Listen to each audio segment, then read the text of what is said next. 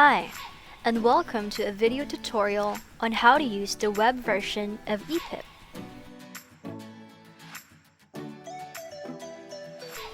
But before that, what is ePiP? ePiP stands for English Proficiency Intervention Program. It's a practice tool that aids in enhancing our verbal, written, and listening comprehension skills in English with integration to a vast array of subject matters. It is made up of a variety of discussion topics and literature suitable for all levels. We will start by first logging in with your username and password.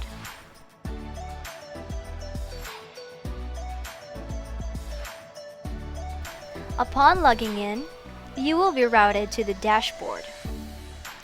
Here, you will see all the classes and units available for the program.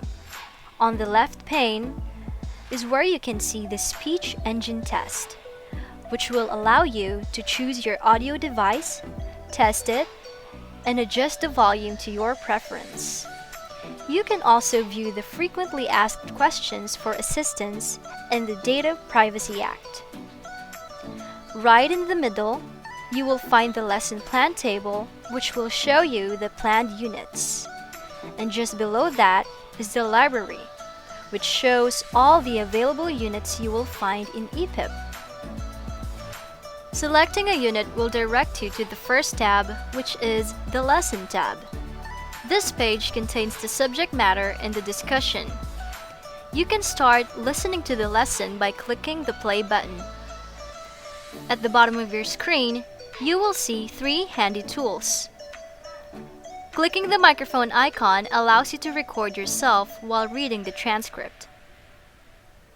Clicking the headset icon allows a playback of your recordings.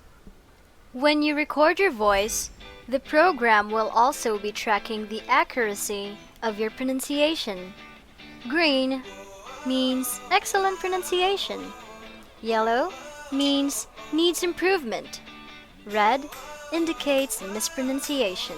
The third button allows you to refresh the tab if you want to restart your progress. The second tab is the Repeat tab. The activity requires you to play and listen to an audio clip and then repeat what you heard in verbatim.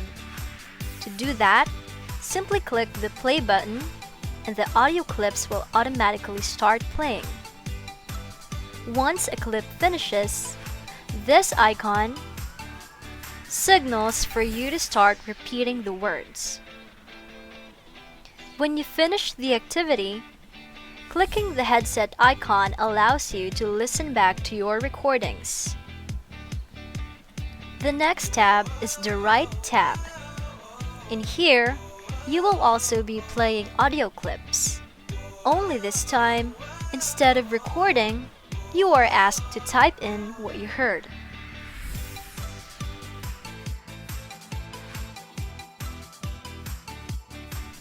The next and fourth tab is the Comprehension or the Questions tab.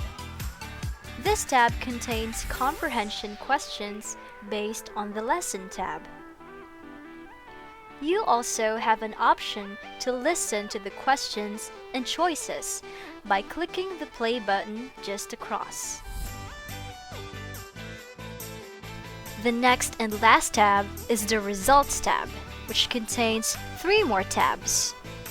The first one is Activity.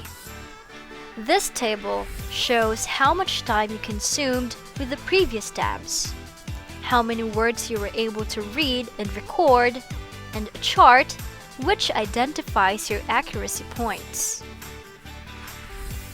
The next tab is Language Skills. And here, you will be able to review the words you encountered and perhaps mispronounced all throughout the unit. And that's probably all you need to know on how to effectively use the program. I hope you found that ePiP is indeed the perfect tool in improving your competence in language, acquiring new skills, fine-tuning skill sets you already have, and measuring your progress each step of the way at a pace that you were comfortable with. Happy learning!